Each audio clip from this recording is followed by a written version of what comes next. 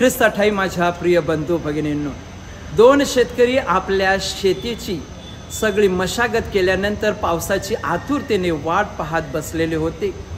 आभाळाकडे असलेल्या ढगाकडे पाहून पहिला म्हणाला, ते पांढऱ्या रंगाचे ढग मला आवडलेले आहेत, त्यांचा आकार सुबक आहे आणि त्यांचा रंग पांढरा ढवळा आहे. त्यावर दुसरा शेतकरी जो अनुभवी होता तो बोलला, अरे भावा, तुला ते पांढरे ढग आवडले, त्यांचा रंग आवडला, त्याचा आकार आवडला, परंतु त्याच्याच बाजूला असलेले काळे ढग जरी तुला आवडले नाहीत, जरी त्याचा रंग आवडला नाही, तरी त्याच्यामध्येच पाऊस आहे. हे पांढरे ढग फक्त शोभेसाठी आहेत, ते फुसके आहेत. आणि म्हणून ह्या काळ्या ढगामध्ये पाऊस आहे, तेच बरसणार आहेत आणि ते आपल्यासाठी फायद्याचे आहेत. प्रसिद्धीच्या ह्या जगामध्ये राहत असताना माझ्या प्रिय बंधू बहिणींनो, रूप, रंग, प्रसिद्धी आणि पैसा फार महत्त्वाचा आहे. आजकाल मनुष्याचं अंतरंग चांगलं असेल, परंतु लोक रंग आणि रूप ह्याच्यावर भावतात. एखाद्या मनुष्याकडे चांगले गुण असतील, त्याचं चारित्र्य चांगलं असेल, त्यापेक्षा लोकांना पैसा आणि प्रसिद्धी आवडत असते आणि अशा लोकांना ते पसंत करत असतात. आज जगामध्ये असण्यापेक्षा दिसण्याला महत्त्व जास्त आहे आणि म्हणून बाजारामध्ये मेकअपच्या वस्तू वाढलेल्या आहेत, महागड्या झालेल्या आहेत. झालरबाजी आणि बॅनरबाजी ह्याचं वादळ उठलेलं आहे. माझं नाव झळकायला पाहिजे, माझ्या नावाची हवा व्हायला पाहिजे, माझा एक पुतळा कुणीतरी बांधायला हवा. आणि अशा वेळेला अशी सगळी कामगिरी करत असताना जीवनामध्ये आपण वाईट मार्ग आचरतो आणि मग जे होतं, आपण स्वतःचा, आपल्या कुटुंबाचा आणि इतरांचा नाश करत असतो. होय माझ्या प्रिय बंधू भगिनींनो, 26 जुलै ते 11 ऑगस्ट 2024 ह्या दरम्यान फ्रान्स या देशामध्ये पॅरिस येथे ऑलिम्पिक स्पर्धा संपन्न झाल्या आणि अनेक खेळाडू ह्या स्पर्धेमध्ये सहभागी झाले, कारण त्यांना प्रसिद्धी पाहिजे होती, त्यांना मोठेपणा पाहिजे होता. त्यांना माहीत होतं की आपण जिंकल्यानंतर लोक आपल्याकडे पाहणार आहेत. आपल्या भारत अशा महान भलाढ्य देशांतून 117 स्पर्धक सहभागी झाले आणि स्पर्धे अगोदर त्यांची आशा आणि भाषा सुवर्ण पदकाची होती. परंतु स्पर्धा समाप्त झाल्यानंतर, मायदेशी परत आल्यानंतर एकही सुवर्ण पदक आलं नाही. ह्या जगामध्ये माझ्या प्रिय बंधू भगिनींनो, प्रसिद्धी आणि नावासाठी नुसती चुरस लागलेली आहे.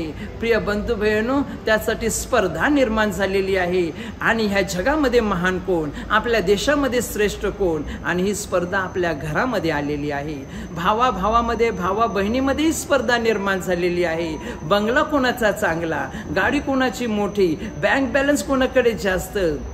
एवढंच नाही तर भावाभावामध्ये एखाद्या भावाने आपला मुलगा उच्च शिक्षणासाठी युरोपला पाठवला, तर दुसरा भाऊ आपल्या मुलाची कुवत नसताना, पैसे नसताना बँकेचं कर्ज काढून आपल्या मुलाला अमेरिकेला पाठवतं. आपल्या भावाला धडा शिकविण्यासाठी, आपल्या भावाबरोबर स्पर्धा करण्यासाठी, आपल्या भावाची जिरवण्यासाठी आणि दाखवण्यासाठी की मी तुझ्यापेक्षा ग्रेट आणि महान आहे. स्पर्धा माझ्या प्रिय बंधू बहिणींनो, स्पर्धेमध्ये हार आणि जीत, जय आणि पराजय होत असतो. आणि मग जिंकल्यानंतर आपल्याला मान बहुमान मिळत असतो, आपल्याला पदक आणि मुकुट मिळत असतात. लोकांचं लक्ष आपल्याकडे येत असतं आणि मग आपलं नाव झळकतं आणि म्हणून आपल्याला जय किंवा आपल्याला विजयी व्हायचं असतं. परंतु जेव्हा आपल्या जीवनामध्ये हार येते, तेव्हा आपल्याला हार नको आहे. मग हा विजय संपादन करून घेण्यासाठी, सतत जिंकण्यासाठी माझ्या प्रिय बंधू बहिणींनो, पुन्हा एकदा लोक वाम मार्ग, वाईट मार्ग स्वीकारतात. परंतु आलेल्या ह्या वाईट मार्गाने आलेल्या यशाबरोबर सुख आणि समाधान येत नाही. सुख आणि समाधान कुणाला मिळतं? ज्याने आपल्या जीवनामध्ये चांगले मार्ग अवलंबिलेले आहेत, प्रभूने दाखवलेली वाट आणि मार्ग घेतलेला आहे, तेच पुढे जात असतात. आणि म्हणून जीवनामध्ये आपल्याला प्रसिद्ध होण्यासाठी, आपलं नाव कमविण्यासाठी प्रभू येशू ख्रिस्ताने सांगितलेली शिकवण आणि बायबलमध्ये दिलेले धडे आपल्या जीवनासाठी योग्य आहेत. प्रिय बंधू भगिनींनो, येशूला ह्या जगात सुवार्ता सांगायची होती आणि म्हणून 12 शिष्याची निवड केली. हे 12 शिष्य प्रभू येशू बरोबर राहत होते, वावरत होते.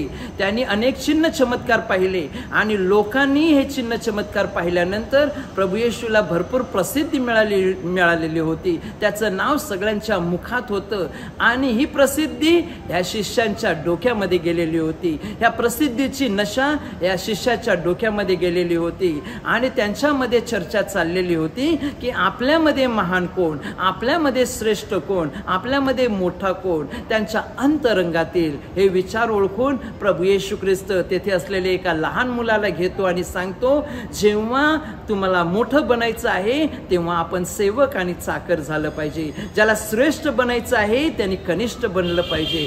ज्याला मोठं बनायचं आहे त्यांनी छोटं जीवनात राहायला पाहिजे. नम्रतेचा धडा देण्यासाठी छोट्या बाळाला घेऊन सांगतो की निष्पाप असं आपलं जीवन असलं पाहिजे. आणि मग आपल्या जीवनातील कटू सत्य शिष्यासमोर ठेवतो की आपल्या जीवनामध्ये यश संपादन करण्यासाठी, आपलं ध्येय गाठण्यासाठी आपण दुःखाला सामोरे गेलो पाहिजे आणि त्याच्या दुःख सहनाचा अनुभव तो आपल्या शिष्यांना सांगतो. माझ्या प्रिय बंधू भगिनींनो, जीवनामध्ये यश संपादन करण्यासाठी आपल्याला महान बनायचं असेल तर दुःखाला सामोरे जायला आपण शिकलं पाहिजे. लॉरेन्स एलियन ह्या मनुष्याचं नाव IT जगामध्ये फार प्रसिद्ध आहे. तर माझ्या प्रिय बंधू भगिनींनो, त्याची आई 17 वर्षाची असताना अविवाहित होती, म्हणजे तिचं लग्न झालेलं नव्हतं आणि अशा ह्या संबंधांतून हे बाळ जन्माला आलेलं होतं. ह्या बाळाचा जन्म झाल्यानंतर काही महिन्यांनी ह्या बाळाला निमोनिया नावाचा आजार झाला आणि मग तिला बाळ नको होतं म्हणून तिने ते बाळ दत्तक दिलं. हे बाळ पुढे मोठं झालं. आपलं आयुष्यातील इतिहास वाईट आहे, आपल्याला योग्य आई वडील मिळाले नाहीत म्हणून तो नाराज न होता आपल्या जीवनामध्ये असलेल्या कलागुणाचा तो उत्कृष्ट असा वापर करतो. आणि पुढे आपण पाहतो, आज आपण पाहतो की ऑरॅकल सॉफ्टवेअर नावाच्या कंपनीचा संस्थापक ते होतात. एवढंच नव्हे तर जगातील श्रीमंत लोकांच्या यादीमध्ये त्यांचं नाव लिहिलेलं आहे आणि आज ते श्रीमंत अशी व्यक्ती म्हणून गणली जाते. तर माझ्या प्रिय बंधू भगिनींनो, आम्हाला जर महान बनायचं असेल तर आमचे विचार महान करायला पाहिजेत. आम्ही उच्च लोकांची संगत घ्यायला पाहिजे आणि मनुष्य जीवनामध्ये परमोच्च व्यक्ती म्हणून प्रभू येशू ख्रिस्त आहे. आपण त्याची साथ आणि संगत घेऊया, त्याची शिकवणूक आपल्या जीवनामध्ये गिरवूया आणि त्यासाठी प्रार्थना करूया. आमेन.